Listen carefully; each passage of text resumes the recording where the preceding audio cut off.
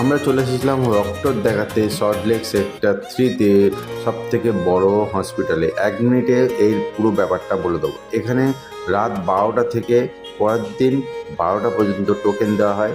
এখানে এসে ফ্রিতে টোকেন নেবেন, 2টো টোকেন দেবে।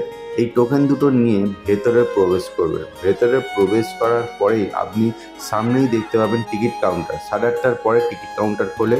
তো অপেক্ষার জন্য আশেপাশে কোথাও বসতে পারেন, অথবা পিছনে একটা এসি ঘর আছে, সেখানে বসে অপেক্ষা করতে পারেন। টোকেন নাম্বার এলে এখানে টিকিট করে পিছনের বিল্ডিংয়ে ডাক্তার দেখাবেন। ডাক্তার দেখানো হয়ে যাওয়ার পরে আপনি এখানে এবং সামনে একটি ওষুধ কাউন্টার আছে, সেখান থেকে ওষুধ নেবেন। ওষুধ নেওয়ার জন্য এই জায়গাটায় এসে আপনাকে প্রেসক্রিপশানটা জমা দিয়ে দিতে হবে এবং নাম ধরে ধরে আপনাকে ডেকে ওষুধ দেবে।